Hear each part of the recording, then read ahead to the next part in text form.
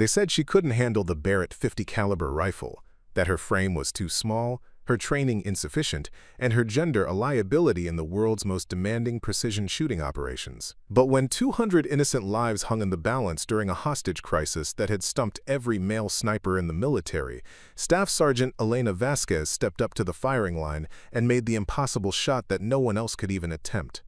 The morning sun cast harsh shadows across the concrete barriers surrounding Fort Braxton's Special Operations Training Facility as Elena approached the reinforced checkpoint that separated the elite from the ordinary. Her worn rifle case felt heavier than usual as she shouldered it, the weight a familiar reminder of the path she'd chosen and the obstacles that lay ahead. The North Carolina air carried the acrid smell of gunpowder and diesel fuel, a mixture that had become as natural to her as breathing during her 8 years of military service. The facility looked more like a maximum security prison than a training ground. Triple layers of razor wire topped 20-foot concrete walls, while armed guards scrutinized every visitor from fortified watchtowers that offered commanding views of the surrounding landscape. Electronic surveillance equipment tracked movement within a 2-mile radius, and the kind of sophisticated security measures that suggested the activities within were far beyond standard military operations. This wasn't a place where soldiers came to maintain basic proficiency. This was where the military's most elite marksmen came to push the absolute limits of long-range precision shooting. Elena wasn't supposed to be here. At 28, with auburn hair pulled back in regulation braids and standing barely 5'4" in her combat boots, nothing about her appearance suggested she belonged among the giants of military marksmanship. Her uniform bore no specialized patches, no indicators of advanced sniper training, nothing that would mark her as different from thousands of other enlisted personnel. The only visible hint of her exceptional abilities was the way she carried herself, with the quiet confidence of someone who had learned to let performance speak louder than appearance. The security checkpoint buzzed with the controlled chaos of an elite military installation. Soldiers in their 30s and 40s, most sporting the kind of weathered faces that came from years in hostile territories, moved through the verification process with practiced efficiency.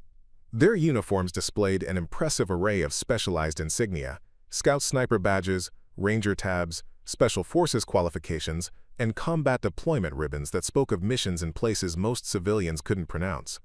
Each man carried himself with the unmistakable bearing of someone accustomed to making life-and-death decisions from distances measured in miles rather than meters. The conversations she overheard while waiting in line revealed the caliber of individuals she was joining. Confirmed kill at 2,847 meters in Afghanistan, one voice mentioned casually, as if discussing weekend golf scores. New record for urban environment precision shots during the Damascus operation, came another comment from a group comparing recent achievements. These weren't soldiers. These were artists of long-range warfare, men who had elevated marksmanship to a science that bordered on the supernatural. "Next," barked a voice from behind bulletproof glass. Elena stepped forward, sliding her credentials through the armored slot to a master sergeant whose chest displayed more ribbons than she had ever seen on a single uniform. His nameplate read Morrison, and the scars on his hands suggested decades of handling the most powerful rifles the military had to offer. "Staff Sergeant Elena Vasquez," she said simply, her voice steady despite the churning in her stomach. Morrison flipped through her file without looking up, his weathered fingers moving with mechanical precision through paperwork that would determine her fate for the next several weeks. "Says here you're applying for the Advanced Precision Marksmanship program," he stated, finally raising his eyes to take in Elena's appearance with barely concealed skepticism. "That's our most intensive long-range shooting curriculum. Students work with 50 caliber platforms, extreme distance targeting, and hostile environment operations." He paused, studying her more intently. "You sure you're in the right place, Sergeant? We've got standard rifle qualification courses that might be more appropriate." The condescension in his tone was subtle, but unmistakable. Elena had heard variations of this conversation countless times throughout her military career. Each instance, a reminder that her presence in certain circles would always be questioned before her abilities were evaluated. "I'm in the right place, Master Sergeant," she replied, her tone carrying just enough edge to suggest that further discussion on the topic would be unwelcome. Morrison shrugged and scanned her credentials into the system. "Colonel Reeves will address all candidates in 10 minutes. Briefing room is through the double doors, down the corridor marked classified personnel only, Don't say I didn't warn you about what you're getting into. Elena found herself in a sterile briefing room that looked like it had been designed by someone who valued function over comfort. Reinforced walls, lined with sound-dampening materials, created an environment where conversations couldn't be overheard by unauthorized personnel. Multiple screens displayed technical diagrams of rifle systems she recognized as variants of the Barrett M82, the legendary .50 caliber rifle that had earned its reputation as one of the most powerful shoulder-fired weapons ever created. The smell of strong coffee and nervous energy hung heavy in the air as candidates settled into metal chairs that had seen better decades. 24 candidates filled the room, and Elena quickly realized she was not just the only woman present. She was the only person who looked like they might struggle to physically handle the massive rifles displayed in the technical diagrams surrounding them. The men ranged from large-framed infantry veterans to wiry former Special Forces operators, but all shared the kind of physical presence that suggested years of handling heavy weapon systems under extreme conditions. "Look what we got here," someone snickered from behind her. Elena turned to see two soldiers in their mid-30s, both displaying the confident bearing of men who had never encountered a challenge they couldn't overcome through sheer determination and superior firepower. The taller one, sporting a chest full of marksmanship badges, grinned at his companion with the kind of smile that suggested he was about to share a joke at someone else's expense. "I'm betting she took a wrong turn," said the second man, adjusting the special operations patch on his uniform. "Administrative offices are in the main building, sweetheart. This is where the real shooters train." Elena didn't respond, simply turned back to face the front of the room. But she felt their eyes on her, heard the quiet laughter spreading through the group as word passed about the unexpected addition to their ranks. 24 candidates, and she was the anomaly that didn't fit the established pattern. The mathematics of the situation weren't lost on her. She had faced similar odds before and had learned that being underestimated could be turned into a significant advantage. "Attention!" The voice cut through the chatter like a rifle shot. Colonel Marcus Reeves entered the room with the bearing of someone who had spent decades making impossible shots under impossible conditions. Tall and lean, with silver hair cropped military short and eyes that seemed to catalog potential threats automatically, he surveyed the assembled candidates like a sniper acquiring targets through a high-powered scope. His uniform bore the kind of decorations that suggested a career spent in places where precision shooting meant the difference between mission success and catastrophic failure. "Welcome to the Advanced Precision Marksmanship program," he began, his voice carrying the authority of someone accustomed to being obeyed without question. "Look around this room carefully. In 8 weeks, half of you will be gone. By final qualification, maybe 4 of you will earn certification on the Barrett M82 system." His gaze lingered on Elena for a moment longer than the others, though his expression revealed nothing of his thoughts. "This isn't standard marksmanship training," Reeves continued, beginning to pace with footsteps that echoed against the reinforced walls. "This isn't about putting holes in paper targets at known distances under ideal conditions.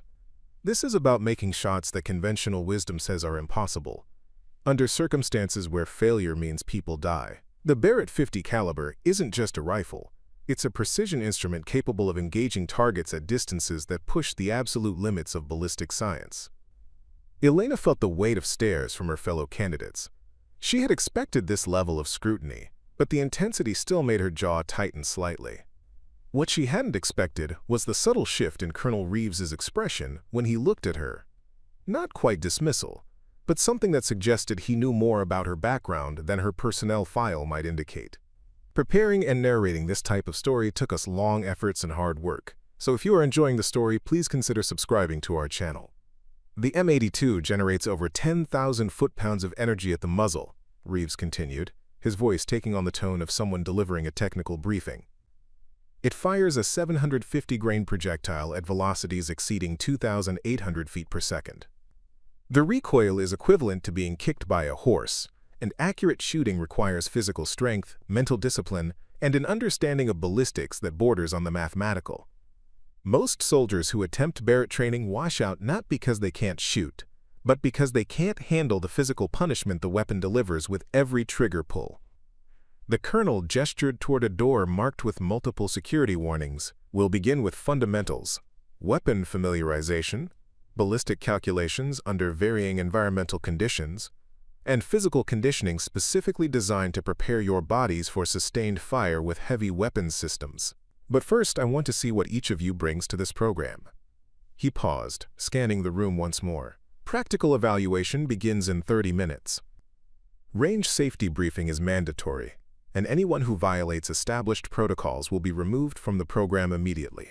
This weapon system demands respect, and soldiers who don't understand that become casualties or create them.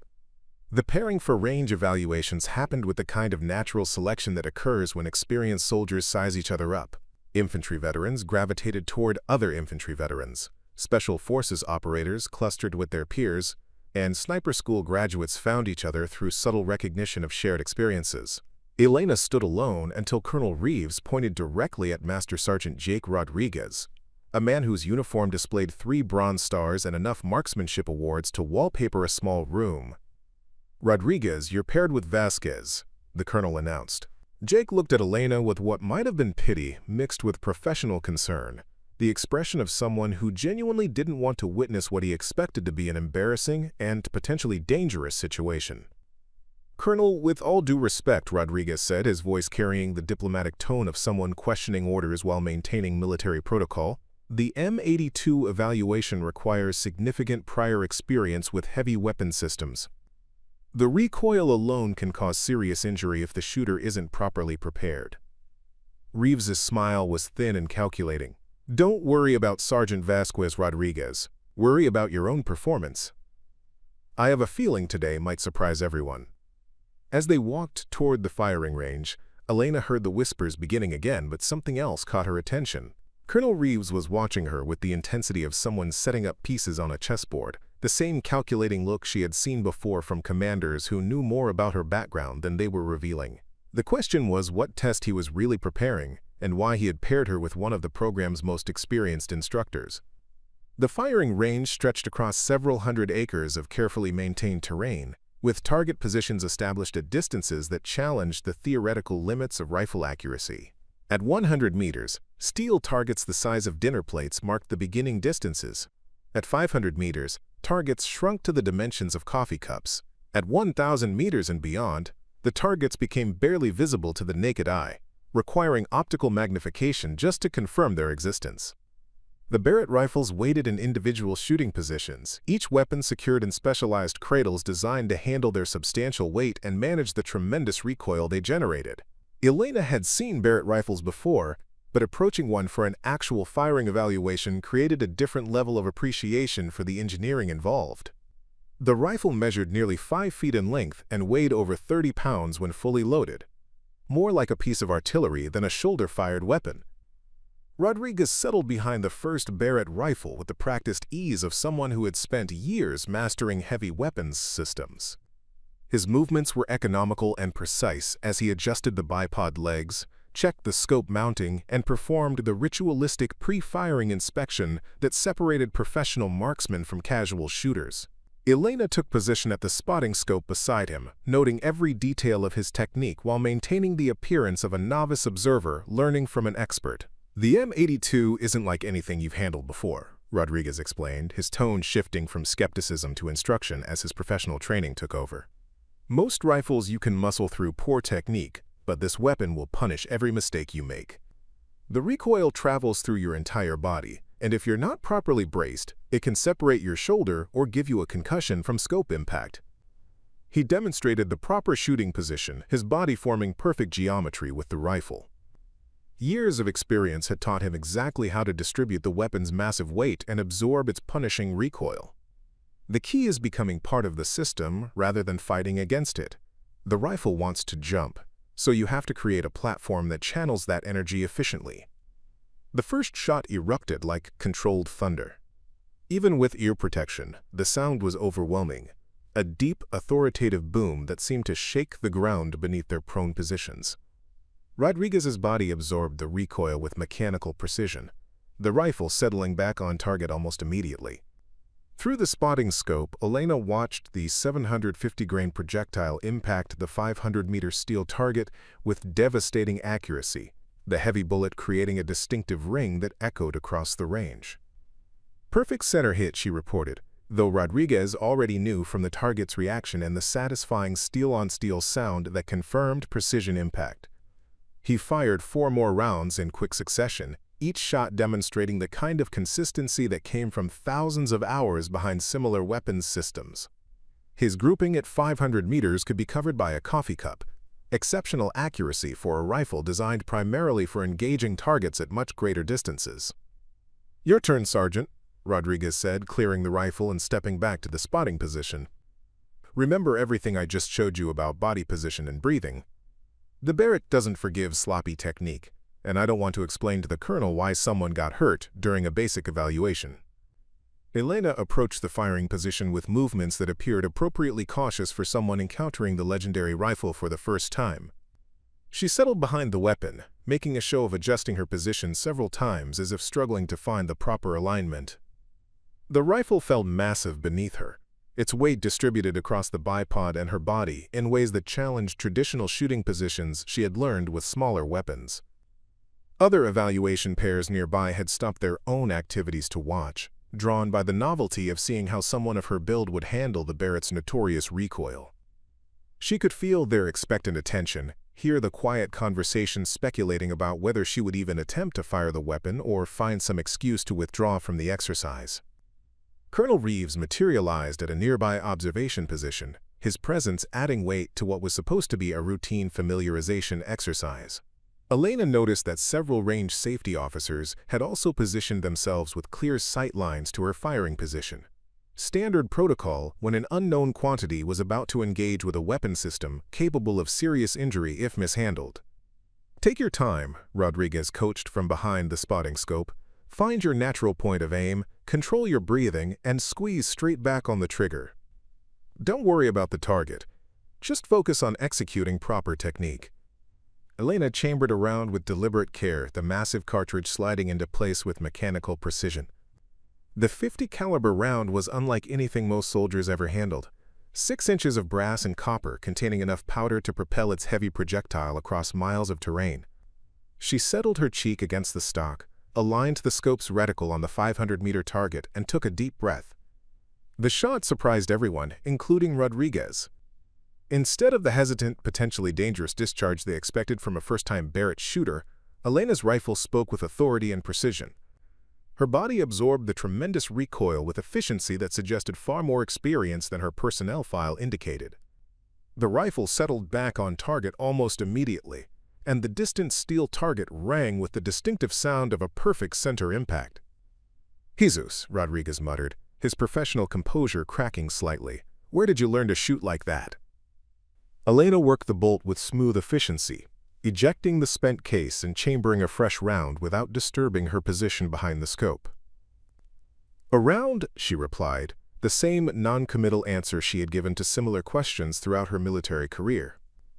Her second shot hit within inches of the first, followed by 3 more rounds that created a grouping smaller than Rodriguez's, despite her supposed inexperience with the weapon system. Each shot demonstrated not just accuracy but an understanding of the Barrett's unique characteristics, how to manage its recoil, compensate for its ballistic trajectory, and maintain consistency across multiple engagements. Range safety officers exchanged glances, their expressions shifting from concern about a potential accident to professional curiosity about unexpected competence. Elena's performance violated every assumption they had made about her capabilities, creating the kind of cognitive dissonance that forced observers to reevaluate their initial assessments. "Evaluation complete," Colonel Reeves announced, his voice betraying nothing of what he had witnessed. "Both shooters, clear your weapons and report to debriefing Station 3. As they secured the Barrett rifles and gathered their equipment, Rodriguez studied Elena with newfound respect mixed with confusion. "Sergeant, I've been shooting heavy weapons for 15 years, and what you just did, that wasn't beginner's luck or natural talent. You've fired Barrett rifles before, probably extensively." Elena shouldered her gear without meeting his eyes directly. "I've had some specialized training opportunities." "What kind of specialized training?" Rodriguez pressed, his instructor's instincts telling him that something significant was being left unsaid.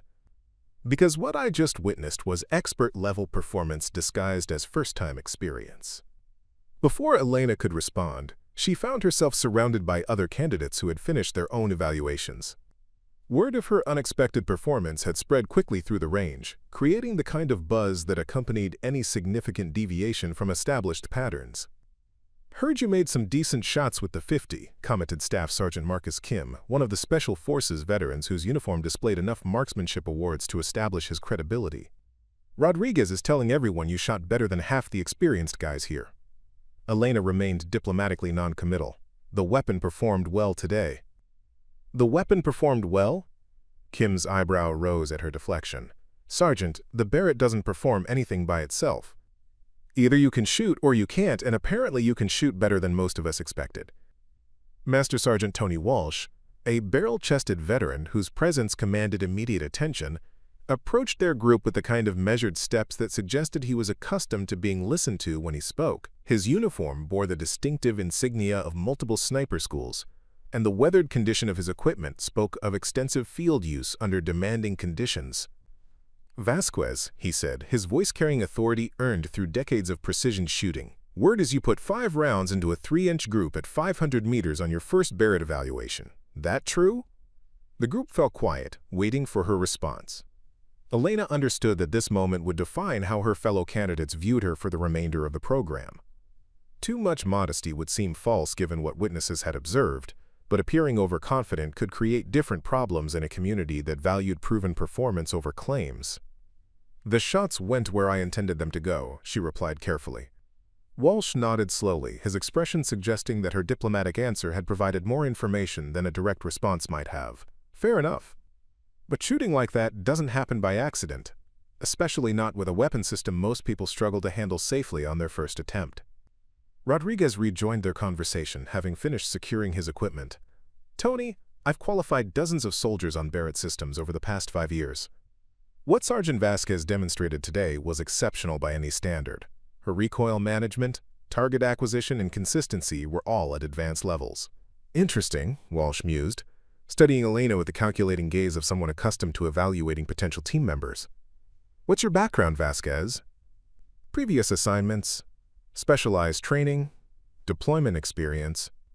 Elena had navigated similar interrogations before, understanding that her fellow soldiers' curiosity stemmed from professional respect rather than hostility. In the military's specialized communities, extraordinary performance demanded explanation, partly for security reasons, partly because soldiers needed to understand the capabilities of potential teammates. "Standard infantry progression," she replied, providing truthful but incomplete information. "Some additional training opportunities along the way." Walsh's expression suggested he recognized the careful phrasing of someone with classified experiences. "Additional training opportunities, right. Well, whatever those opportunities involved, they prepared you well for this program." The conversation was interrupted by the approach of Colonel Reeves, whose presence immediately shifted the group's dynamics from casual professional discussion to formal military interaction. Elena noticed that he had positioned himself where he could observe her responses to the informal interrogation, suggesting that her peers' questions might have been more orchestrated than spontaneous. "Gentlemen, Sergeant Vasquez," the colonel acknowledged. "Initial evaluation scores are being compiled, but I wanted to address something with all candidates before this evening's briefing." He paused, allowing his words to carry appropriate weight. "The Barrett M82 is not a forgiving weapons system. It demands technical proficiency, physical conditioning, and mental discipline that exceeds normal military marksmanship standards. Today's evaluations revealed significant disparities in candidate preparation and natural aptitude." His gaze moved across the group, settling briefly on each face. "Some of you exceeded expectations. Others fell short of minimum acceptable performance. Over the next 8 weeks, those disparities will become more pronounced as we increase the difficulty and complexity of shooting scenarios." Elena felt the subtle shift in attention toward her, understanding that she had become the unexpected variable in what was supposed to be a predictable selection process. Colonel Reeves's comments were clearly addressing her performance without naming her directly, a diplomatic approach that acknowledged exceptional results while maintaining program protocol. "Tomorrow we begin ballistic calculations under varying environmental conditions," Reeves continued. "Wind speed and direction, temperature variations, humidity, altitude changes, and target movement will all factor into shot placement at extended ranges. The mathematics involved are complex, and soldiers who cannot master them will not succeed in this program regardless of their natural shooting ability. Rodriguez cleared his throat respectfully. Colonel, will we be working at extended ranges immediately or building up from intermediate distances? We'll establish baseline capabilities at 800 meters tomorrow, then progress to 1,200 meters by the end of the week, Reeves replied. Final qualification shots will be taken at distances exceeding 1,500 meters under field conditions that simulate actual operational environments. The numbers drew quiet whistles from several candidates. Shooting accurately at such distances required not just exceptional marksmanship skills but advanced understanding of external ballistics, weather interpretation, and equipment capabilities that pushed the absolute limits of rifle accuracy. Sergeant Vasquez, Reeves addressed her directly for the first time since the evaluation began. Given your performance today, I'm curious about your thoughts on transitioning from intermediate to extended-range shooting. Elena recognized the question as both a test and an opportunity. Her response would either reinforce her position as a serious candidate or reveal limitations that might undermine her initial success. Extended-range shooting introduces variables that can't be controlled through technique alone, she replied thoughtfully. Environmental factors become exponentially more significant with distance, and equipment limitations start determining outcomes as much as shooter skill. Success requires systematic approach to data collection and precise execution of calculated solutions. Her answer drew subtle nods of approval from the experienced shooters around her. She had demonstrated understanding that extended-range marksmanship was as much science as art, requiring intellectual mastery of complex ballistic principles in addition to physical shooting skills. Exactly right, Colonel Reeves confirmed. Which brings me to tomorrow's first lesson, advanced ballistic computation under field conditions. Those of you who cannot master the mathematical aspects of long-range shooting will find yourselves eliminated regardless of your trigger-pulling abilities. As the group began to disperse toward their assigned quarters, Elena found herself walking alongside Rodriguez, who seemed determined to solve the puzzle of her background and capabilities. Vasquez, I've been thinking about what I observed today, he said quietly, ensuring their conversation remained private. Your shooting position, breathing technique, trigger control, everything was textbook perfect for Barrett operations. But more than that, you handled the weapon like you'd been shooting it for years. Elena maintained her diplomatic silence, but Rodriguez continued his analysis. The way you managed recoil, your natural point of aim, even how you worked the bolt action, those are learned behaviors that take extensive practice to develop. Nobody shoots a Barrett that well on their first attempt, not even soldiers with exceptional natural talent. They reached the intersection, where their paths to different quarters would diverge. Rodriguez stopped and faced her directly, his expression serious but not accusatory. Look, I don't know what classified programs you've been involved with, and I'm not asking you to violate any security protocols, he said. But if you've got advanced training that's relevant to this program, Colonel Reeves should know about it. This isn't about showing off. It's about understanding what each candidate brings to the table and how that affects training progression. Elena appreciated his professional approach to a delicate situation. I understand your concern, Master Sergeant. If my background becomes relevant to program requirements, appropriate disclosures will be made through proper channels. Rodriguez nodded, accepting her response even if it didn't satisfy his curiosity. Fair enough. Just remember that in this business, reputation travels fast. What you demonstrated today is going to follow you through the rest of this program, and people are going to expect consistency at that level. As Elena made her way to her assigned quarters, she reflected on the day's events and their implications for the weeks ahead. Her exceptional performance had achieved its intended effect of establishing credibility among her peers, but it had also created expectations that would require careful management. Tomorrow's extended range evaluations would provide new opportunities to demonstrate her capabilities, while revealing how much of her background she was prepared to disclose to achieve her ultimate objectives in the program. The next morning arrived with the kind of crisp clarity that made long-range shooting both challenging and rewarding. Elena reported to the Advanced Ballistics classroom at 0600, finding herself among the first candidates to arrive despite the early hour. The room buzzed with the nervous energy of soldiers who understood that today's lessons would separate those with genuine potential from those who had relied too heavily on natural talent during yesterday's evaluations. Master Sergeant Patricia Chen stood at the front of the classroom, her slight frame belying the authority she commanded through decades of precision shooting instruction. Charts and diagrams covered every available wall space, displaying ballistic coefficients, wind drift calculations, and trajectory tables that looked more like advanced mathematics than military training materials. A large digital display showed real-time environmental conditions: temperature 34 degrees Fahrenheit, humidity 67%, wind variable from southwest at 8 to 12 miles per hour with gusts to 18. "Yesterday you demonstrated basic weapon handling skills," Chen began as the last candidates took their seats.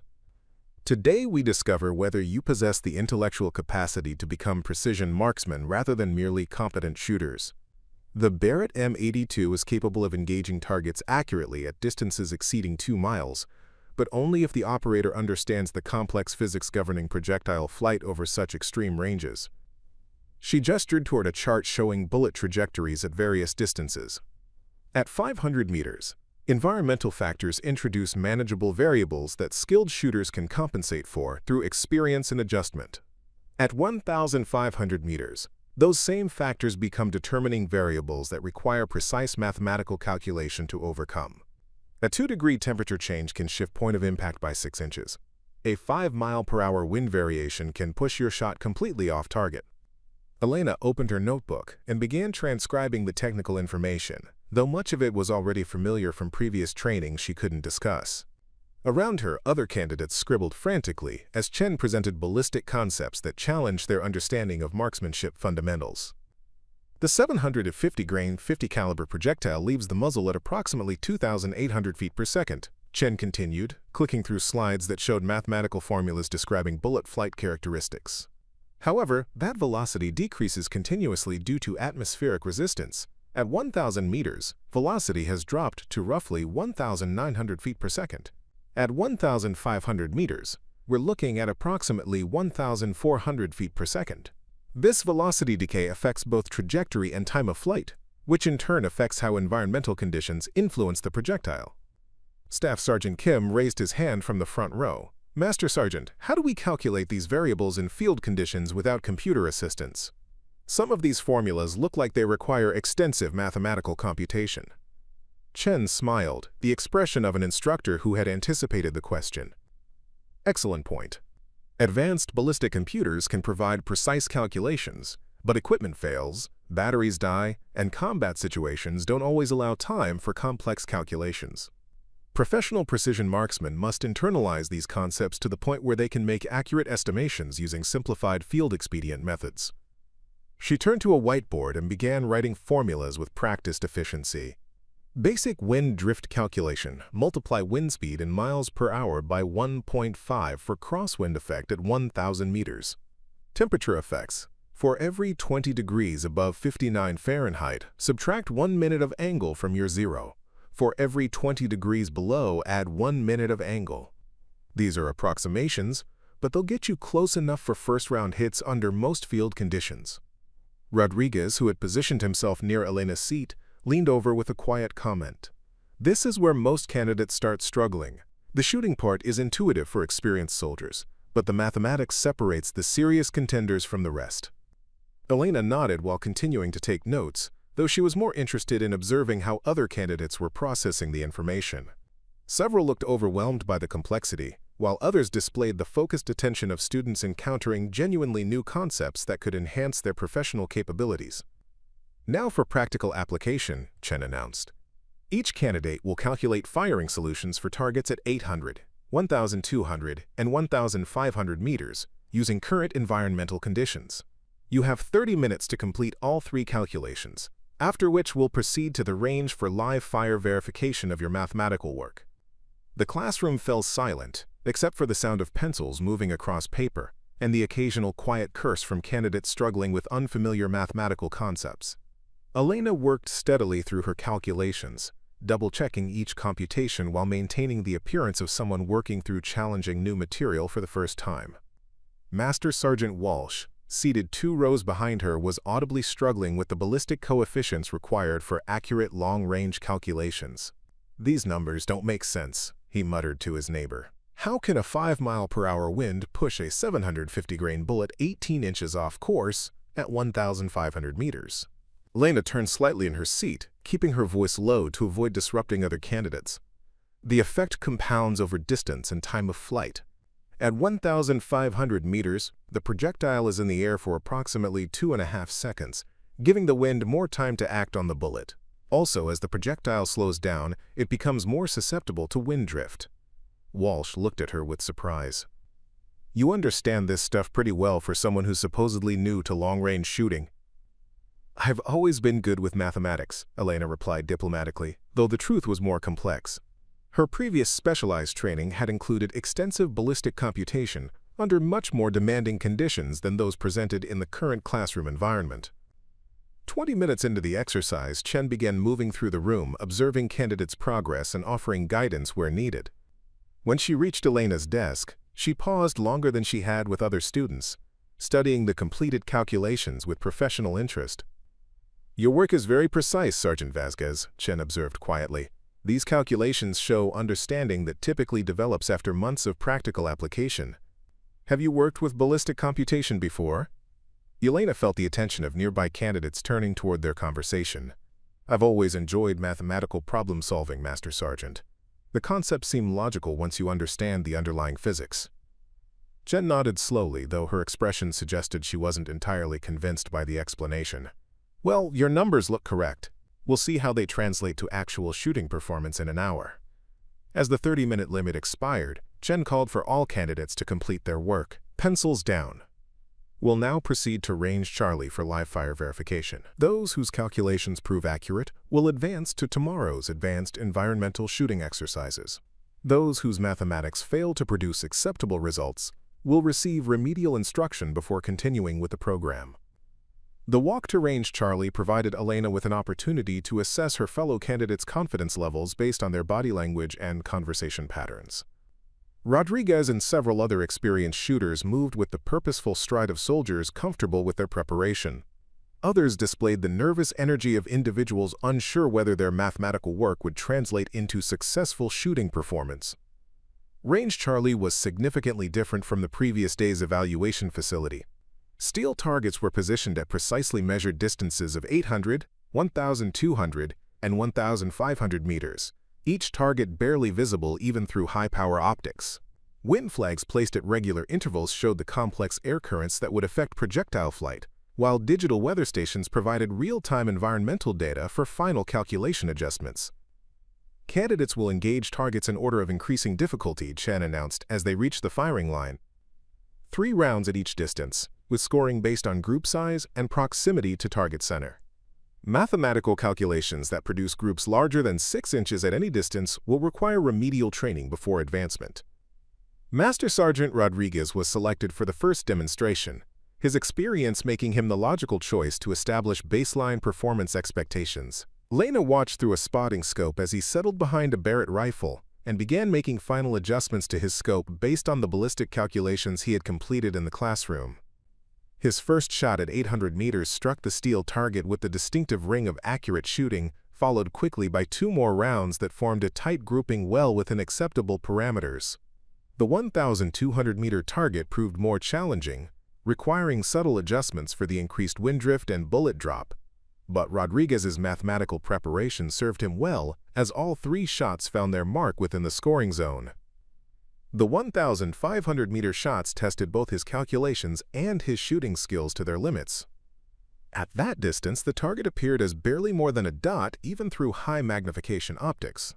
And the extended time of flight allowed environmental factors to significantly influence projectile path.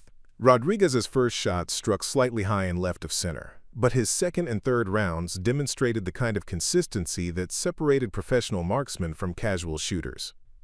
"Acceptable performance," Chen announced, after reviewing the target impacts. Master Sergeant Rodriguez's calculations produced viable shooting solutions at all 3 distances. Next candidate. Elena found herself called to the firing line third in the rotation, after Staff Sergeant Kim had demonstrated solid but unspectacular performance. As she approached the Barrett rifle, she noticed that Colonel Reeves had materialized at the range observation point, his presence adding significance to what was supposed to be routine training evaluation. Settling behind the massive rifle, Elena made a show of consulting her ballistic calculations and adjusting her scope settings accordingly. The 800-meter target acquisition was straightforward, requiring only basic compensation for the mild crosswind conditions. Her first shot struck dead center, followed by 2 more rounds that created a grouping smaller than a silver dollar. The 1,200-meter target demanded more sophisticated ballistic solutions, but Elena's calculations proved accurate as her shots formed another precise group well within acceptable parameters. Murmurs of approval came from the observation area as other candidates recognized the exceptional consistency of her performance. The 1,500-meter shots would provide the real test of both her mathematical work and her shooting skills. At that extreme distance, even minor errors in calculation or execution became magnified into significant misses. Elena chambered her first round, settled into her shooting position, and applied the ballistic solution she had computed based on current environmental conditions. The shot felt perfect as it left the rifle, the kind of release that experienced marksmen recognize instinctively as properly executed. Through her scope, she watched the steel target react to bullet impact with a flash of deformation that confirmed a center hit. Her second and third rounds grouped within 3 inches of the first, creating the kind of precision that drew respectful silence from professional observers. "Outstanding shooting, Sergeant Vasquez," Chen announced, though her tone carried a note of professional puzzlement. "Your ballistic calculations were not only accurate, but optimized for current conditions in ways that suggest extensive experience with long-range computation." Elena cleared her rifle and prepared to move back to the observation area, but Colonel Reeves intercepted her path with the purposeful stride of someone who had reached a decision about something he had been considering. "Sergeant Vasquez, I'd like to speak with you privately," he said, his voice carrying the kind of authority that made the request non-negotiable. "Master Sergeant Chen, please continue with the remaining candidates. Sergeant Vasquez will rejoin the group after our discussion." As they walked toward a secure area, away from the firing line, Elena prepared herself for the conversation she had known would eventually come. Her performance had been too consistently exceptional to attribute to natural talent alone, and military professionals like Reeves didn't rise to their positions without developing the ability to recognize when something didn't fit established patterns. "Sergeant, let's dispense with the diplomatic answers," Reeves began once they were out of earshot from other personnel. "What I've observed over the past 2 days represents performance capabilities that don't develop through standard military training pipelines. Your weapon handling, ballistic knowledge, and shooting accuracy all indicate specialized background that isn't reflected in your official personnel records." Elena had rehearsed various responses to this inevitable confrontation, but something in Reeves's tone suggested that evasion would be counterproductive. "Colonel, some aspects of my training history are classified at levels that require specific authorization to discuss." "I see." Reeves studied her with the calculating expression she had noticed previously. "Well, I made some inquiries last night through appropriate channels. It seems your service record contains several interesting gaps that correspond to periods when the military was conducting certain experimental programs." Elena felt the familiar tension that came with having classified experiences brought into open discussion. "Sir, I'm not authorized to confirm or deny involvement in any programs that remain classified. Preparing and narrating this type of story took us long efforts and hard work, so if you are enjoying the story, please consider subscribing to our channel." "Of course not," Reeves acknowledged, "but I can tell you that I've been briefed on a program called Operation Longshot, which was designed to develop advanced precision marksmanship capabilities for specialized mission requirements. The program was officially terminated 18 months ago after an incident involving equipment failure during a high-stakes operational deployment." The mention of Operation Longshot sent a chill through Elena that she struggled to conceal. That program had been one of the most closely guarded secrets in military special operations, designed to push the absolute limits of long-range precision shooting under the most demanding conditions imaginable. More importantly, it was the program where she had learned that exceptional marksmanship skills could come with a price that extended far beyond personal risk. "Colonel, I cannot discuss any involvement with programs that remain classified," she repeated, though her tone probably confirmed more than her words denied. Reeves nodded, apparently satisfied with her response. "I understand, Sergeant, but I want you to know that this program, the one you're currently participating in, has been designed to identify and develop the kind of capabilities that were explored in those earlier experimental initiatives. The difference is that we've incorporated lessons learned from previous programs to ensure that we don't repeat certain mistakes." Elena met his gaze directly. "What kind of mistakes, sir?" The kind that result in exceptional soldiers being placed in impossible situations without adequate support or realistic expectations about outcomes, Reeves replied. The kind that prioritize mission accomplishment over personnel welfare in ways that prove ultimately counterproductive.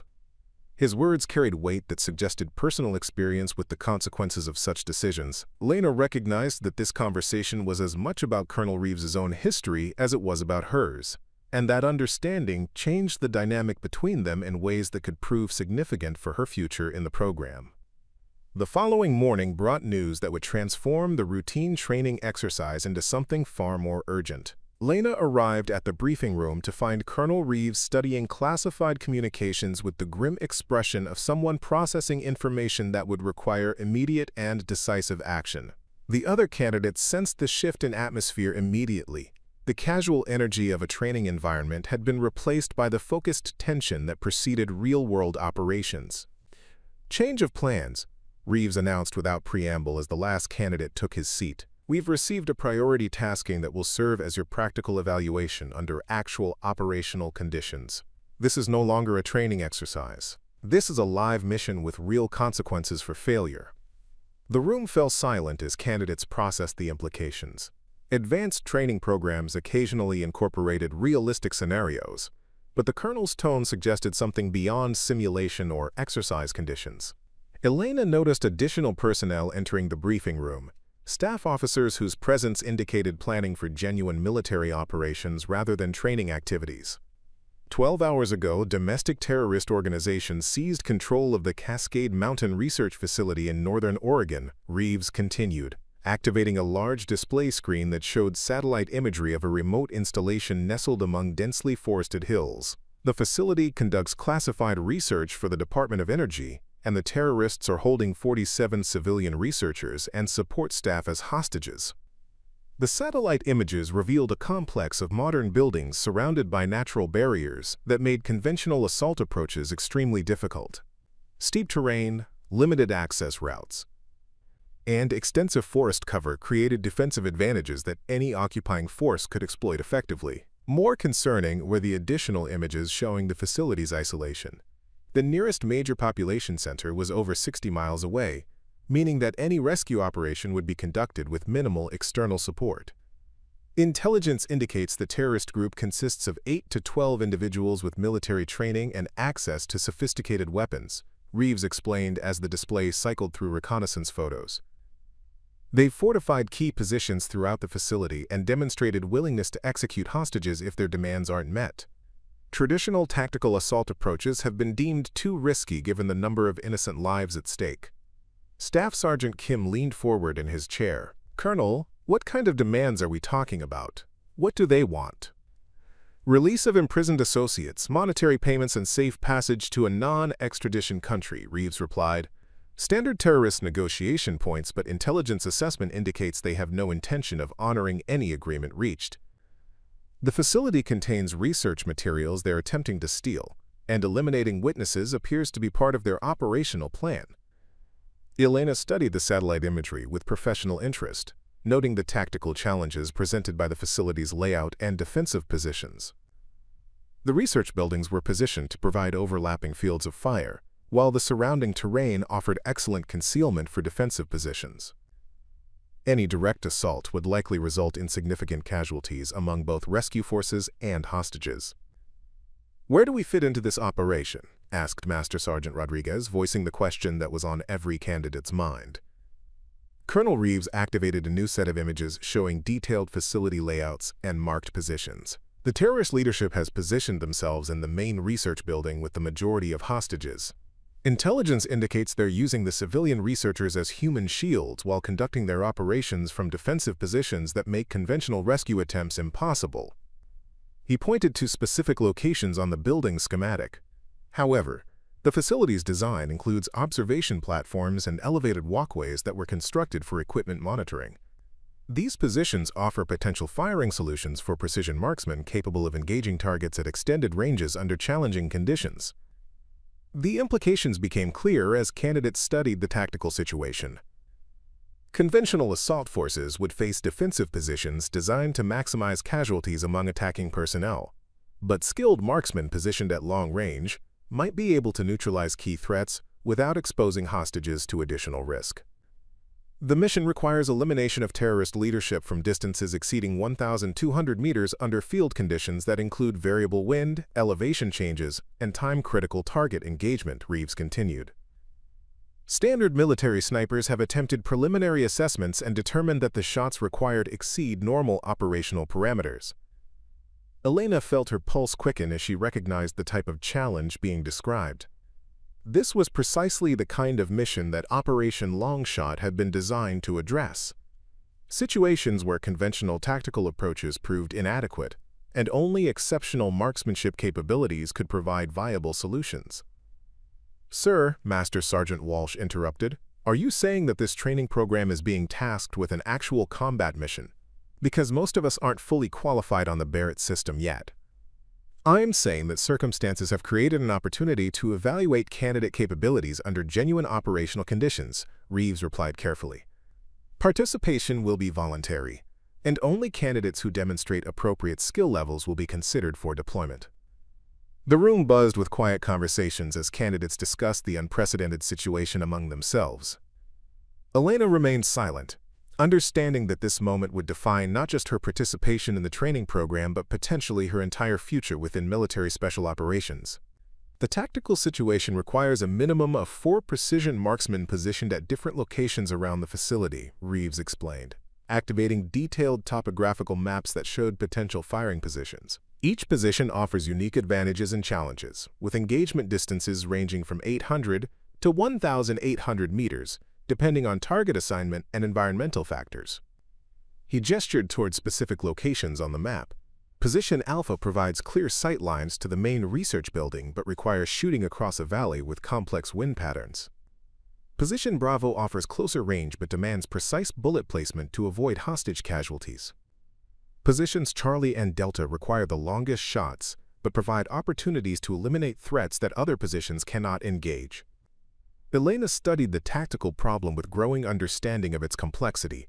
Success would require not just exceptional marksmanship but coordination between multiple shooters, real-time intelligence processing, and the ability to execute precision shots under extreme pressure with innocent lives hanging in the balance.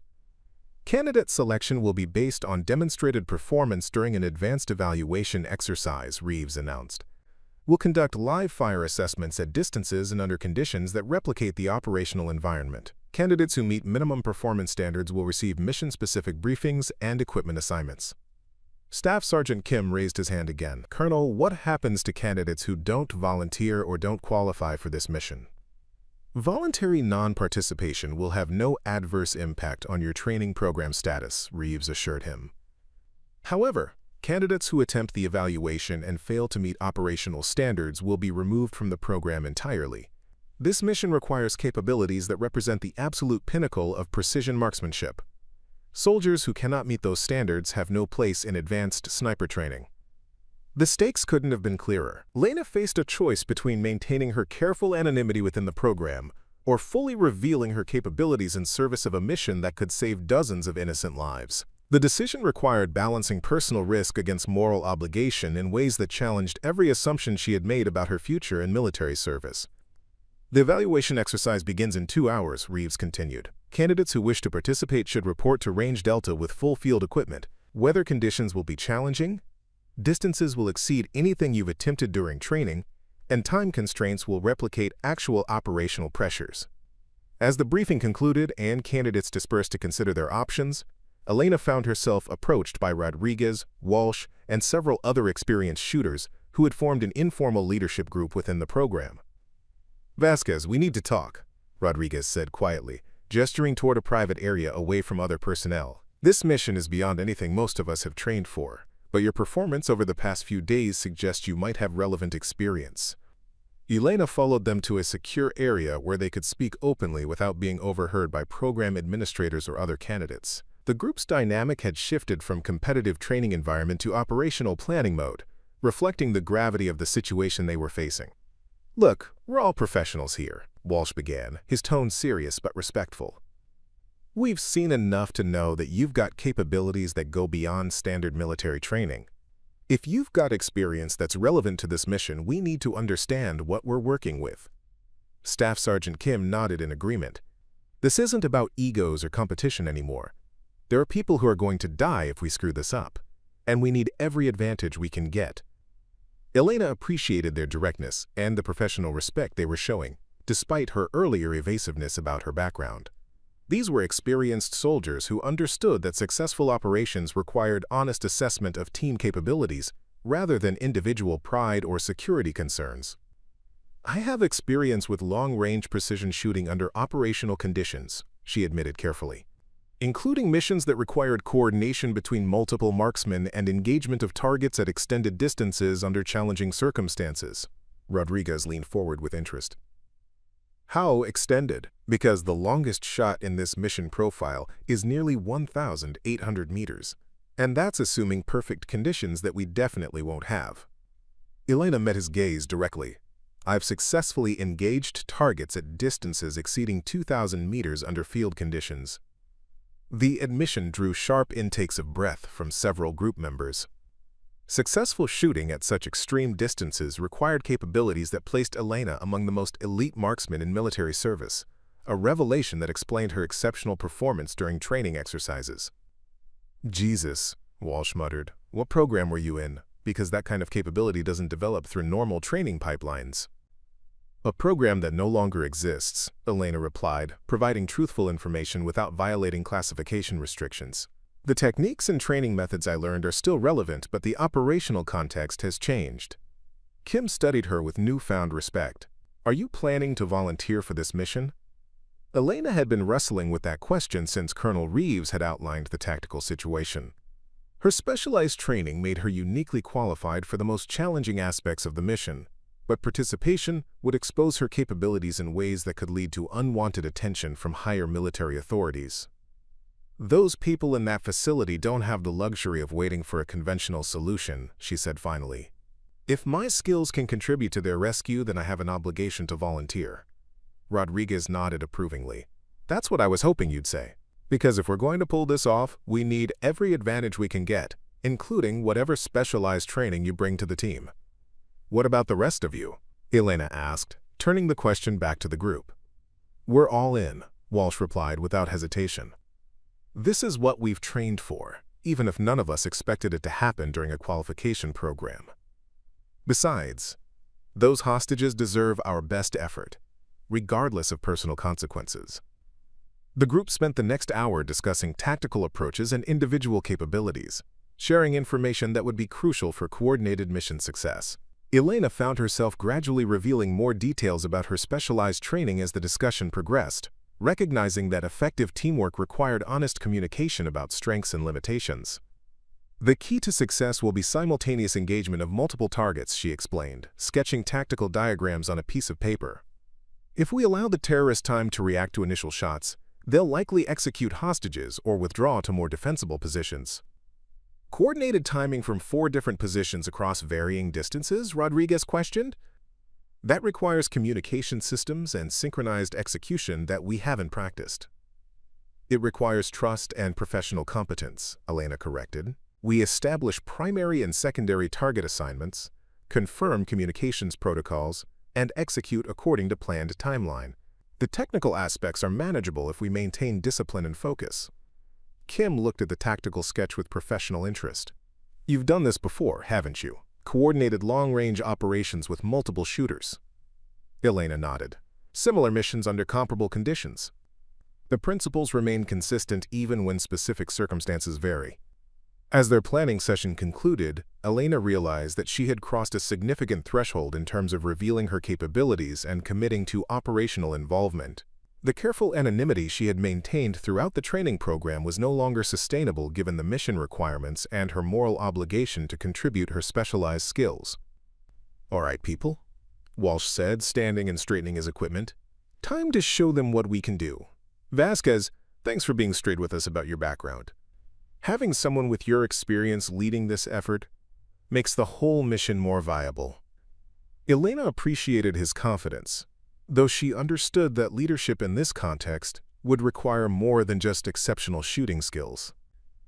Successful coordination of multiple precision marksmen under life-or-death conditions demanded tactical judgment, communication abilities, and the capacity to make split-second decisions that could determine the fate of everyone involved. As they walked toward Range Delta for the evaluation exercise that would determine their participation in the rescue mission, Elena reflected on how completely her situation had changed. She had entered this training program, hoping to maintain a low profile while rebuilding her career, but circumstances had thrust her into a leadership role that would test every aspect of her specialized training under the most demanding conditions possible. The irony wasn't lost on her that the very capabilities she had been trying to minimize were now essential for saving innocent lives. Sometimes the skills that made soldiers exceptional also made them indispensable, regardless of their personal preferences for anonymity or quiet service. Range Delta had been transformed into a comprehensive evaluation facility that replicated the challenging conditions awaiting them at the Cascade Mountain Research Facility. Multiple Barrett rifles were positioned at firing points that mimicked the elevation changes and environmental variables they would encounter during the actual mission. Wind flags positioned at regular intervals showed the complex air currents that would affect long-range shooting, while digital weather stations provided real-time environmental data that changed unpredictably to simulate field conditions. Colonel Reeves stood at the Range Control Center alongside several personnel Elena didn't recognize. Their civilian clothing and professional demeanor suggested intelligence specialists rather than military trainers. The presence of outside observers added weight to an evaluation that had already transcended normal training parameters. "Gentlemen, Sergeant Vasquez," Reeves began as the volunteers assembled at the firing line. "This evaluation will determine not only your participation in tomorrow's mission, but your specific role assignments based on demonstrated capabilities under stress. Each candidate will engage targets at distances ranging from 800 to 1,800 meters, with scoring based on accuracy, consistency, and time to engagement." He gestured toward the range layout, which featured steel targets positioned to replicate the exact distances and angles they would encounter at the research facility. Target sequences will simulate actual mission timeline requirements. You'll have limited time to acquire, engage, and confirm hits before transitioning to secondary targets. Failure to meet minimum performance standards at any distance will result in elimination from mission consideration. Elena studied the range configuration with professional interest, noting how the evaluation had been designed to test not just marksmanship skills, but the mental resilience required for sustained precision shooting under pressure. The target arrangement forced shooters to transition rapidly between different distances and angles, preventing them from settling into comfortable rhythms that might not translate to actual operational conditions. Master Sergeant Chen approached each candidate with individualized ballistic data cards based on current environmental conditions. "Weather is marginal for long-range shooting," she announced. "Wind speed varying between 12 and 18 miles per hour, with gusts to 25, temperature fluctuating due to cloud cover, and humidity changes affecting air density. These conditions replicate what intelligence forecasts for tomorrow's operational window." Elena accepted her data card while noting the genuine concern in Chen's expression.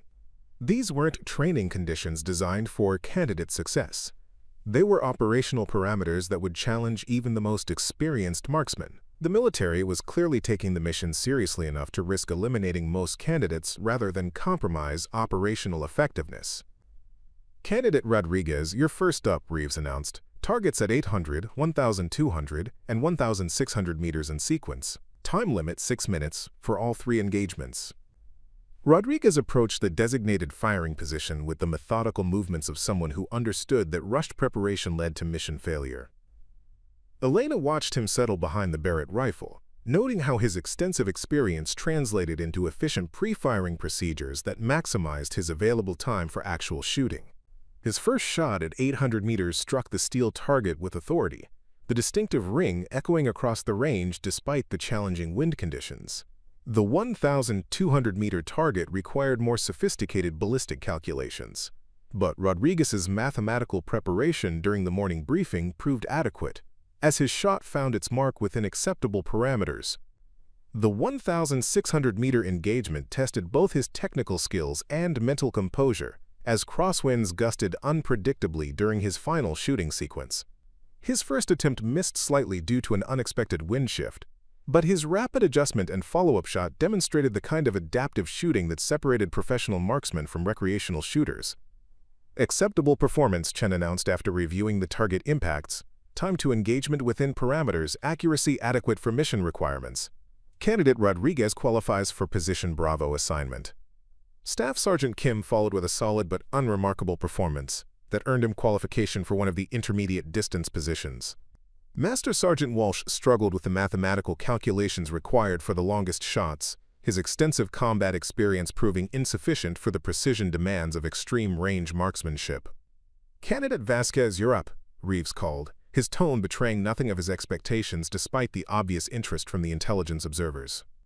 Elena approached the firing position with calm deliberation, understanding that this evaluation would determine not just her mission participation, but likely her entire future within military special operations.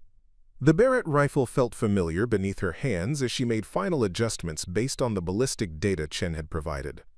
The 800-meter target presented a straightforward engagement that she completed efficiently, her shot striking dead center despite the gusty conditions. The 1,200-meter target required more sophisticated compensation for wind drift and bullet drop, but her specialized training had prepared her for exactly these kinds of calculations under time pressure. The 1,800-meter target would test everything she had learned during her classified training programs. At that extreme distance, even minor errors in environmental assessment or shooting technique became magnified into significant misses. Elena chambered a round, settled into her shooting position, and applied the ballistic solution she had computed based on real-time wind and atmospheric conditions. The shot felt perfect as it broke, the kind of release that experienced marksmen recognize as technically sound regardless of outcome. Through her high-power scope, Elena watched the distant target react to bullet impact, with the flash of deformation that confirmed a precise center hit. The range fell silent as observers processed what they had witnessed: successful engagement of a 1,800-meter target under challenging conditions within the allocated time limit. Outstanding shooting, Chen announced, though her professional composure couldn't completely mask her amazement. Time to engagement significantly under maximum. Accuracy exceptional at all distances. Candidate Vasquez qualifies for Position Delta, longest range, highest difficulty assignment. The intelligence observers exchanged meaningful glances, their interest clearly piqued by Elena's demonstration of capabilities that exceeded even their elevated expectations. Colonel Reeves approached her as she cleared the rifle and prepared to move back to the observation area. "Sergeant, that was remarkable shooting under difficult conditions," he said quietly. The 1,800-meter shot in particular represents performance at the absolute edge of what's considered possible with the Barrett system. I'm curious about your confidence level for tomorrow's mission, given that the actual engagement distances may be even more challenging. Elena met his gaze directly. "Colonel, if the mission requires shots at those distances, they can be made successfully assuming adequate intelligence and appropriate environmental assessment. The technical aspects are manageable with proper preparation and execution." "Good to hear," Reeves replied. "Because intelligence updates indicate that the primary terrorist leadership position may require engagement from Position Delta at distances approaching 2,000 meters. That's beyond what most military snipers would even attempt under ideal conditions." The revelation added new weight to Elena's qualification for the most demanding assignment. She had successfully engaged targets at similar distances during her classified training, but those missions had involved extensive preparation time and ideal support conditions that wouldn't be available during tomorrow's operation. "Sir, successful engagement at those distances requires more than just individual marksmanship," Elena replied carefully. "Coordination with other team members, accurate intelligence about target behavior, and contingency planning for environmental changes all become critical factors." Reeves nodded approvingly.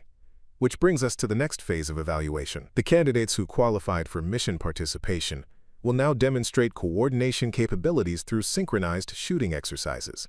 Success requires not just individual accuracy, but team integration under operational timing constraints. The synchronized shooting evaluation pushed the qualified candidates beyond individual performance into the realm of tactical teamwork that would be essential for mission success. Elena found herself designated as the primary coordinator for the 4-person team, responsible for target assignment, timing synchronization, and real-time tactical adjustments based on changing conditions. "The scenario is simple," Reeves explained, as targets were repositioned to represent the actual terrorist locations within the research facility. 4 targets must be engaged simultaneously to prevent any individual from alerting others or executing hostages. Coordination will be conducted through tactical radio systems, with Elena providing countdown and synchronization commands. The pressure of coordinating precision shots from multiple shooters at varying distances while maintaining operational security and timing precision represented exactly the kind of challenge that her specialized training had been designed to address. Elena felt the familiar mental clarity that came with high-stakes tactical situations, her consciousness narrowing to focus on the essential elements of successful mission execution. Rodriguez, you have target Alpha at 1,200 meters, southeast window, 3rd floor, she transmitted through her tactical radio. Kim, target Bravo at 950 meters, main entrance position, ground level. Walsh, target Charlie at 1,400 meters, rooftop position, northwest corner. Each team member confirmed target identification and ballistic solutions, their professional voices betraying the tension that came with understanding that tomorrow's coordination would involve real targets rather than steel silhouettes. Target Delta is mine at 1,850 meters, central building, 4th floor observation platform, Elena continued. Environmental conditions are stable, wind constant from southwest at 14 miles per hour. Countdown begins on my mark. Preparing and narrating this type of story took us long efforts and hard work. So if you are enjoying the story, please consider subscribing to our channel. She settled behind her Barrett rifle, acquiring target Delta through her high-power scope while simultaneously monitoring radio communications from her teammates. Successful coordination required maintaining awareness of multiple variables: her own shooting preparation, team member status, environmental changes, and tactical timing, while executing precision marksmanship under stress. "All stations report ready," came Rodriguez's voice through her earpiece. "Copy. All stations ready," Elena confirmed. "Beginning countdown. 5, 4, 3, 2, mark." 4 Barrett rifles spoke simultaneously, their combined report echoing across the range like controlled thunder. Elena's shot struck target Delta with precision that satisfied her professional standards, while radio confirmations from her teammates indicated successful engagements across all assigned positions. "All targets neutralized," Chen announced after reviewing impact assessments. "Coordination timing within acceptable parameters, accuracy meets operational requirements. Team qualifies for mission deployment." The successful demonstration concluded the evaluation process, but Elena understood that the real test would come tomorrow, when coordination mistakes or individual failures would result in innocent deaths rather than training scores. The weight of that responsibility settled on her shoulders as she prepared mentally for what might be the most demanding mission of her military career. Colonel Reeves gathered the qualified team for final mission briefing and equipment assignment. Deployment begins at 0400 hours tomorrow morning. Intelligence updates will be provided during transport, but you should understand that the tactical situation remains fluid. The terrorists have demonstrated willingness to execute hostages if they detect rescue operations, which means your window for successful engagement may be extremely limited. Elena listened to the briefing while mentally reviewing every aspect of her specialized training that might contribute to mission success.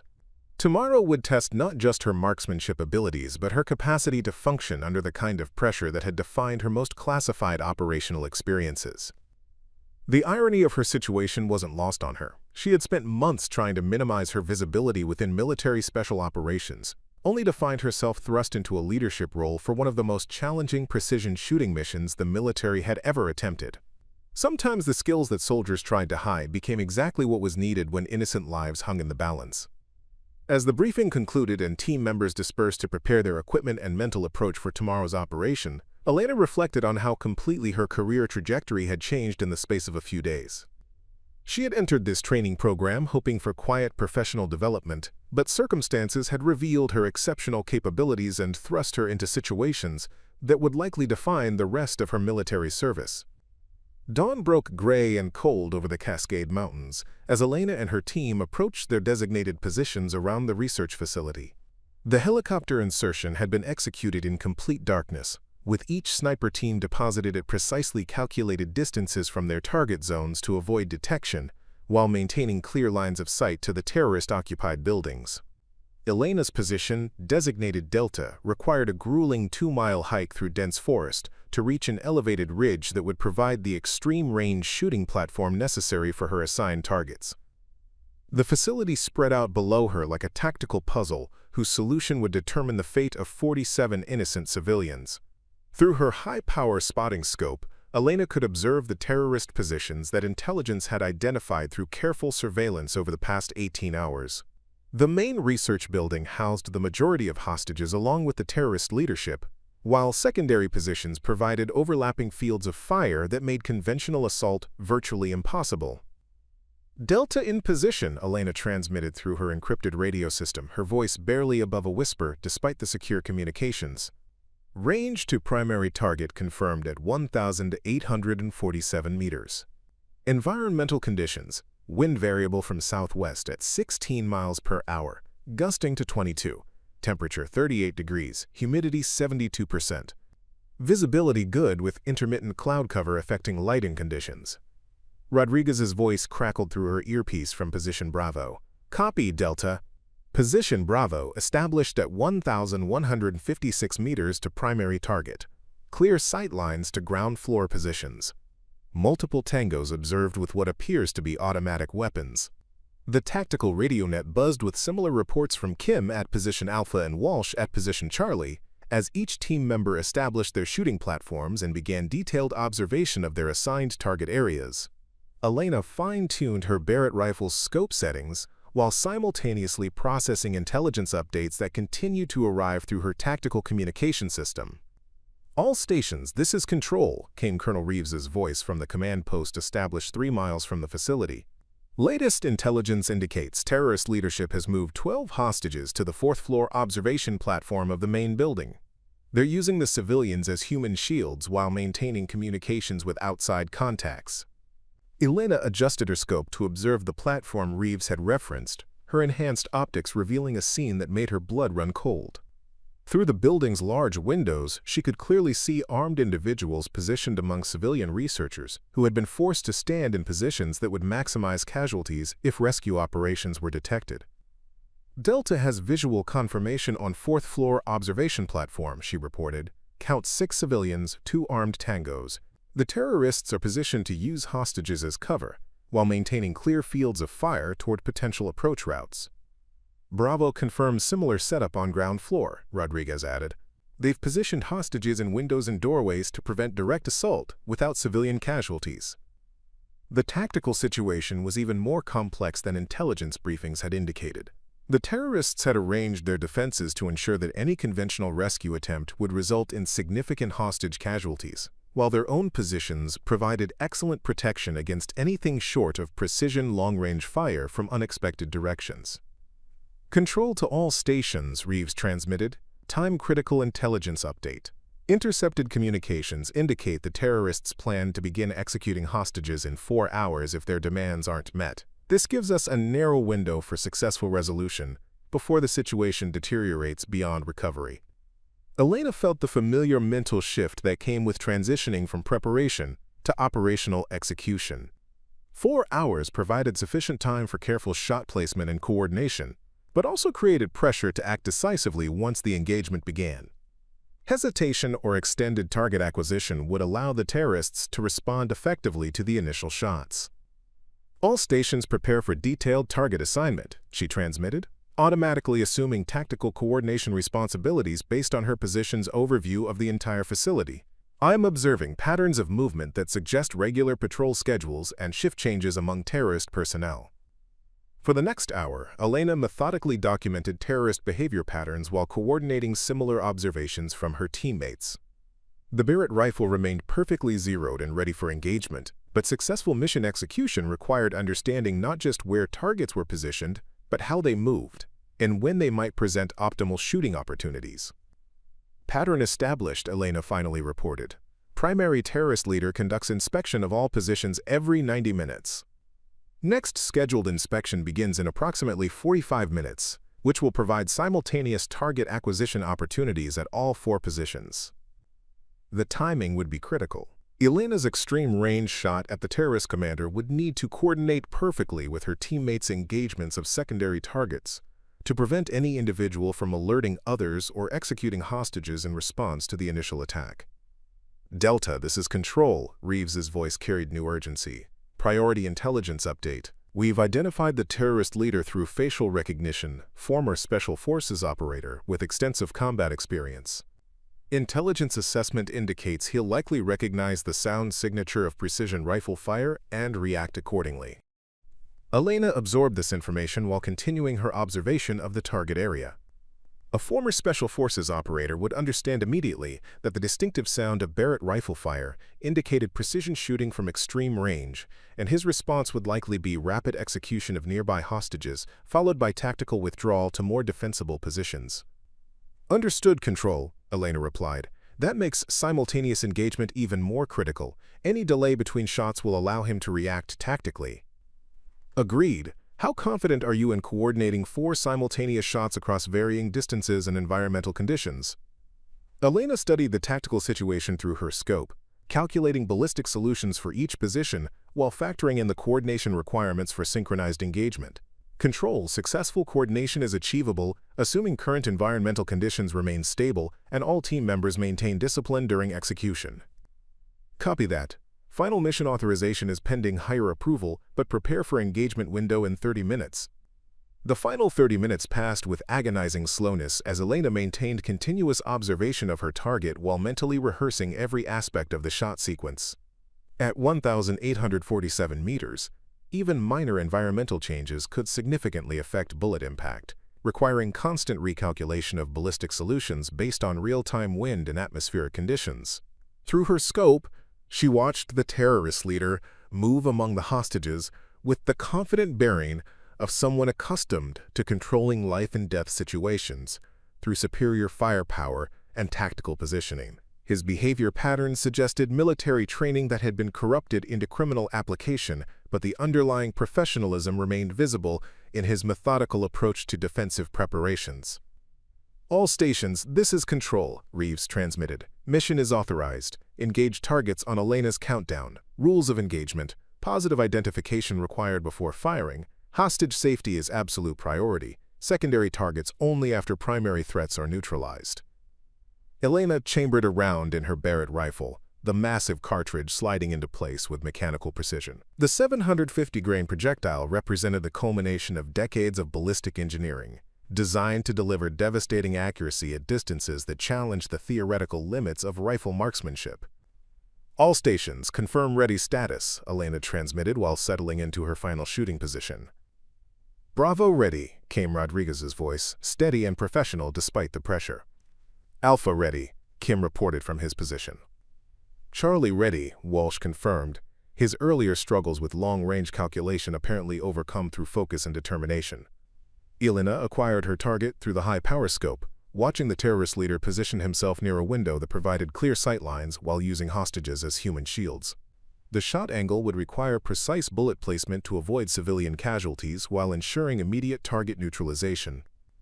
Wind conditions stable, all environmental factors within acceptable parameters, Elena reported while making final scope adjustments. Target acquired, clear shot available, beginning countdown in 10 seconds. She controlled her breathing while monitoring radio communications from her teammates, ensuring that each shooter had acquired their assigned target and calculated appropriate ballistic solutions for their specific range and environmental conditions. Countdown begins now, Elena transmitted. 5, 4, 3, 2, mark. The Barrett rifle erupted with controlled violence, its massive recoil absorbed by Elena's practiced shooting position, as the 750-grain projectile began its nearly 2-second flight toward the distant target. Simultaneously, 3 other Barrett rifles spoke from their concealed positions, their combined report echoing across the mountain valley like controlled thunder. Through her scope, Elena watched her bullets strike the terrorist leader with devastating precision, the heavy projectile's impact eliminating the primary threat instantly. Radio confirmations from her teammates indicated successful target neutralization at all 4 positions, achieving the simultaneous elimination that was essential for preventing hostage executions. All targets neutralized, Elena reported, her voice calm despite the adrenaline coursing through her system. Primary threat eliminated, secondary position secured. No observed hostile reaction to initial engagement. Outstanding shooting, all stations, Reeves transmitted from control. Tactical assault teams are moving to secure the facility and evacuate hostages. Maintain overwatch positions until all civilians are confirmed safe. Elena kept her rifle trained on the facility while tactical teams moved through the buildings, systematically clearing rooms and accounting for all hostages and terrorist personnel. The precision shooting had eliminated the primary threats, but operational security required continued vigilance until the rescue was complete. "Control to all stations," came Reeves's voice 30 minutes later. "All hostages confirmed alive and uninjured. Facility is secure. No remaining hostile presence detected. Excellent work, people. Mission accomplished." The successful conclusion brought a wave of relief mixed with professional satisfaction that Elena had rarely experienced during her military career. 47 innocent civilians were alive because she and her teammates had executed precision marksmanship under the most demanding conditions possible. "Delta, this is Bravo," Rodriguez transmitted privately. "That was incredible shooting. I've never seen coordination like that under operational conditions." "Team effort," Elena replied diplomatically, though she understood that her extreme-range shot had been the most technically challenging aspect of the mission. The 1,847-meter engagement under variable wind conditions represented shooting at the absolute edge of what was possible with current technology and training. As tactical teams completed their evacuation procedures and Elena began securing her equipment for extraction, she reflected on how completely this mission had revealed her capabilities to military authorities. Her performance would undoubtedly generate interest from special operations commands that specialized in exactly the kind of precision shooting she had just demonstrated. Colonel Reeves's voice came through her earpiece with a private communication channel. "Elena, exceptional work today. That shot sequence was remarkable even by the standards of our most elite units. We need to discuss your future assignments when we get back to base." Elena understood the implication. Her careful anonymity within conventional military service was over, replaced by recognition as someone with capabilities that made her valuable for the most demanding special operations missions. The question now was whether that recognition would provide opportunities for meaningful service or thrust her into situations that repeated the mistakes of her earlier classified programs. The helicopter extraction arrived as planned, lifting Elena and her equipment away from the mountainside position where she had just executed one of the most challenging precision shots of her military career. As the facility grew smaller below them, she could see tactical teams continuing their methodical evacuation of rescued hostages, each civilian representing a life saved through exceptional marksmanship under impossible conditions. The secure debriefing facility at Fort Braxton buzzed with activity that Elena had never witnessed during her months in the training program. Intelligence analysts, tactical operations specialists, and personnel from various government agencies filled conference rooms that normally remained empty, their urgent conversations creating an atmosphere of barely controlled excitement. Word of the successful hostage rescue had spread through military special operations channels with unprecedented speed, generating interest from quarters that Elena hadn't known existed within the defense establishment. Elena found herself escorted to a briefing room she hadn't seen before, its advanced communications equipment and multiple security classifications suggesting purposes far beyond routine training activities. Seated around a polished conference table were individuals whose presence indicated that her performance had attracted attention from the highest levels of military command structure.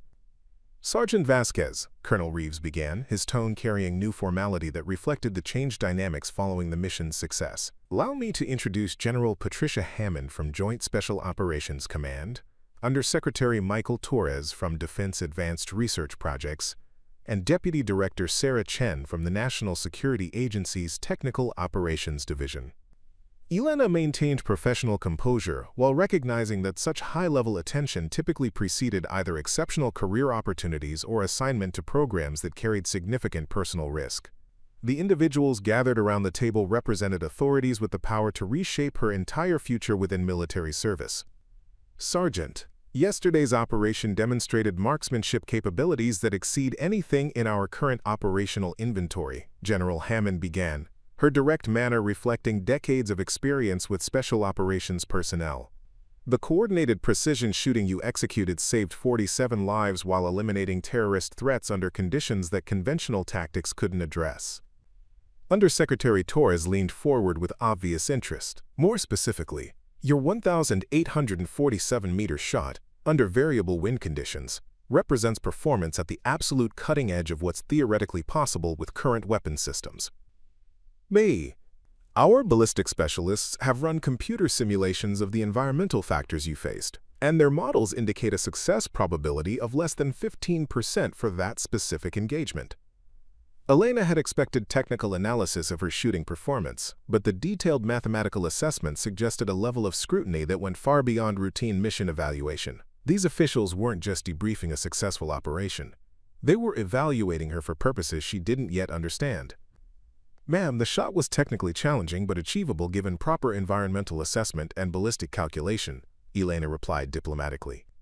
Success required coordination with team members and accurate intelligence, not just individual marksmanship. Deputy Director Chen smiled at Elena's deflection.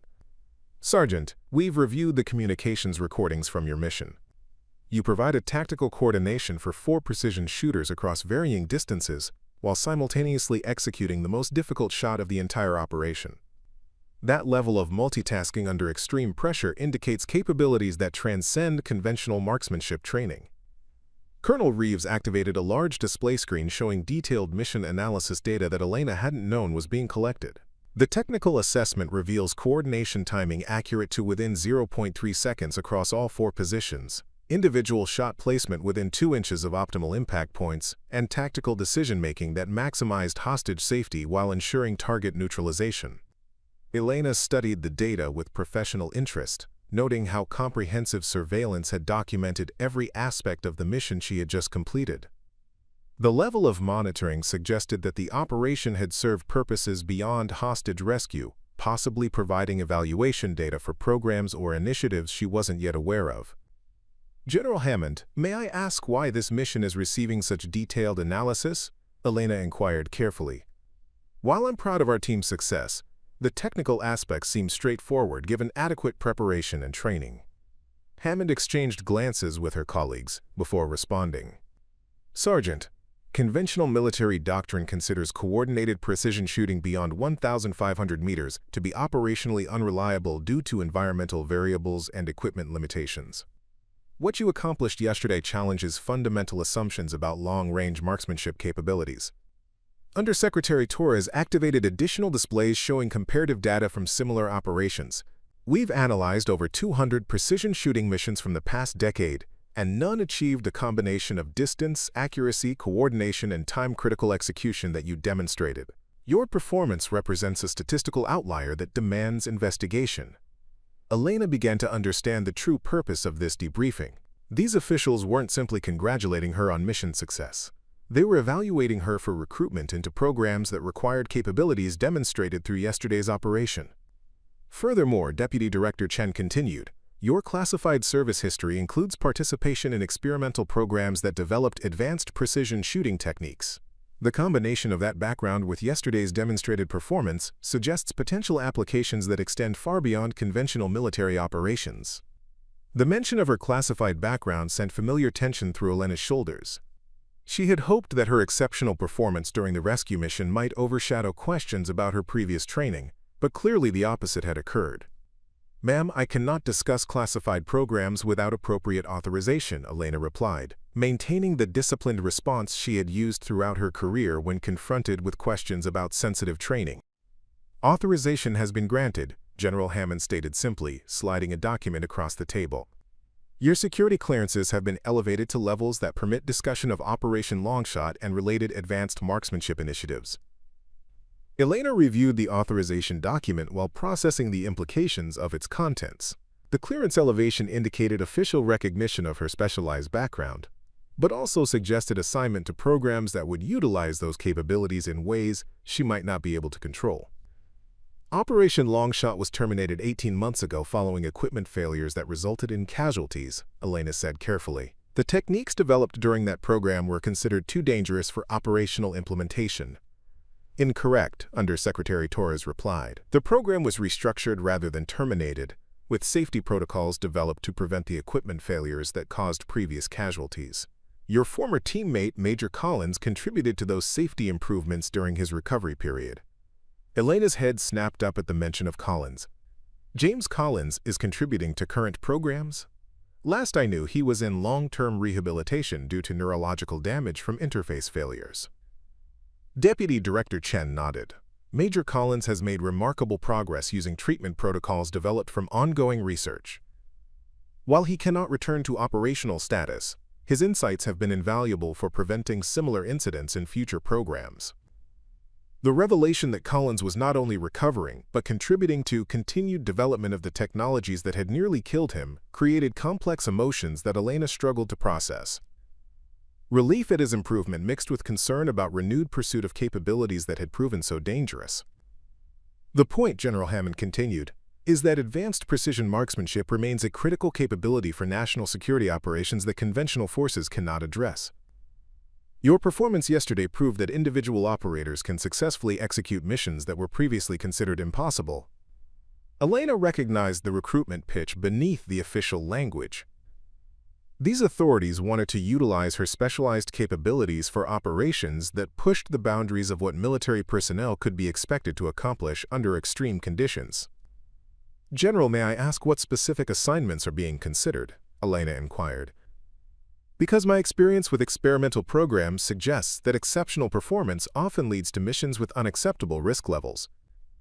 Hammond's expression softened slightly. "That's exactly the kind of judgment we need from someone with your background. We're not looking for reckless volunteers. We need professionals who understand both the capabilities and limitations of advanced techniques." Undersecretary Torres activated a new series of displays showing global threat assessments and tactical scenarios. The international security environment includes numerous situations where conventional military responses prove inadequate. Terrorist organizations operating in remote locations, hostile state actors using human shields, time-critical situations where collateral damage must be minimized, all require precision capabilities that exceed standard operational parameters. Elena studied the scenarios with growing understanding of their implications. Each situation described challenges that could potentially be addressed through the kind of extreme-range precision shooting she had demonstrated during yesterday's mission. However, Deputy Director Chen added, assignment to such operations would be entirely voluntary. Your demonstrated capabilities make you valuable for multiple programs, but service in advanced marksmanship roles requires personal commitment that cannot be mandated through normal military orders. Colonel Reeves leaned forward. "Elena, what these officials are describing represents the evolution of the training program you've been participating in. Your exceptional performance has proven that advanced marksmanship capabilities can be developed and deployed safely when proper protocols are followed." Elena appreciated the directness of their approach, recognizing that they were offering opportunities rather than simply assigning her to programs beyond her control. Nevertheless, the scope of what they were describing raised concerns about repeating the mistakes that had nearly destroyed Collins and other participants in earlier experimental initiatives. "I understand the strategic value of advanced precision marksmanship," Elena replied thoughtfully. "But I also understand the personal costs when those capabilities are pushed beyond reasonable limits. Any involvement I might consider would require absolute guarantees about safety protocols and operational constraints."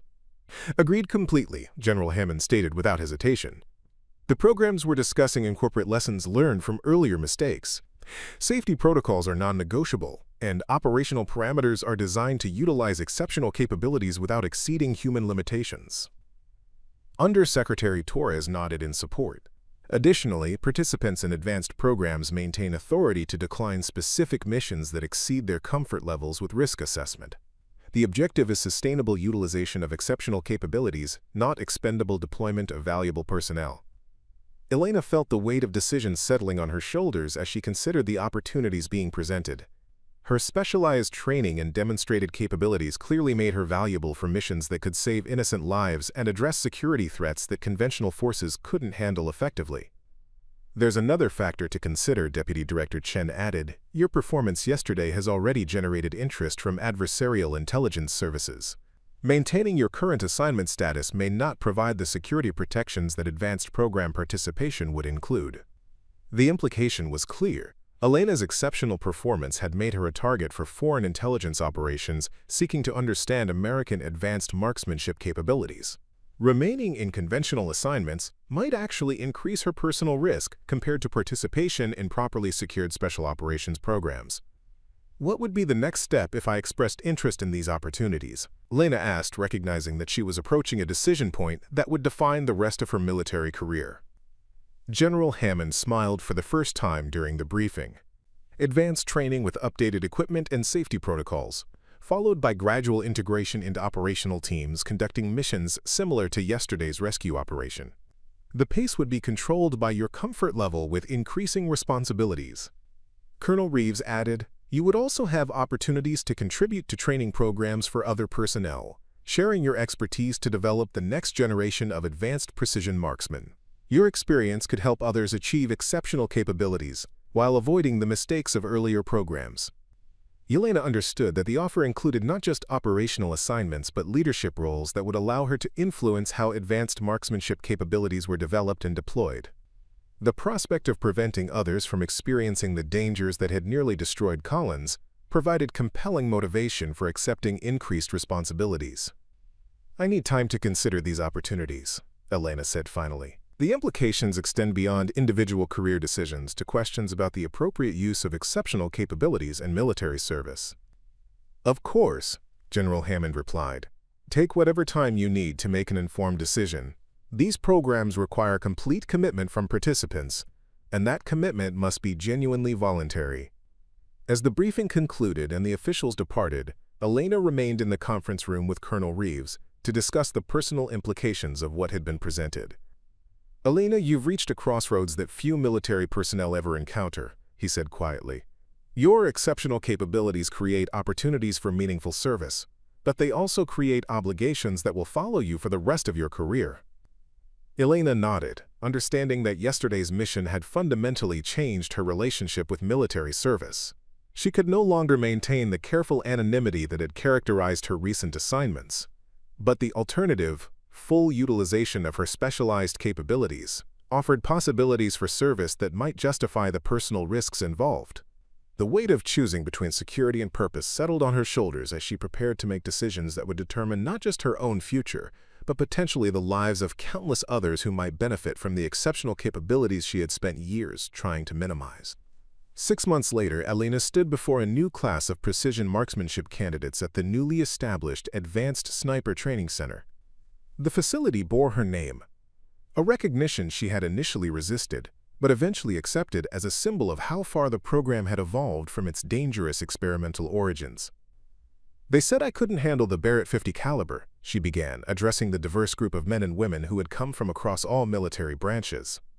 They questioned whether someone of my size and background belonged in precision marksmanship programs. What they didn't understand was that exceptional shooting isn't about conforming to expectations. It's about transcending limitations that others try to impose. Among her students sat Master Sergeant Rodriguez, now her deputy instructor, and remarkably, Major James Collins, whose recovery had progressed to the point where he could contribute to training operations. The sight of him healthy and engaged in meaningful work validated every risk she had taken to reach this moment. The mission at Cascade Mountain proved that precision marksmanship can save lives when conventional tactics fail, Elena continued. But more importantly, it demonstrated that exceptional capabilities emerge from preparation, dedication, and refusal to accept that something cannot be done. Through the classroom window, she could see the advanced training ranges where her students would learn to make shots that pushed the absolute limits of human capability. Each successful graduate would carry forward not just technical skills, but the understanding that true excellence came from combining exceptional performance with absolute commitment to safety and ethical application of lethal capabilities. Elena had transformed from an underestimated outsider into the architect of a new paradigm in military marksmanship, proving that the most profound changes often begin with someone refusing to accept the limitations others try to impose. What did you think of Elena's incredible journey, from doubted outsider to legendary markswoman? Her story proves that our greatest obstacles often become our greatest strengths when we refuse to accept others' limitations. Have you ever been underestimated in a way that only made you more determined to succeed? Share your experiences in the comments below. We'd love to hear how you've overcome doubt and exceeded expectations in your own life. Don't forget to subscribe and hit that notification bell for more inspiring stories of extraordinary individuals who refused to accept impossible as an answer. Until next time, remember that the most powerful weapon against doubt is unwavering determination to prove them wrong.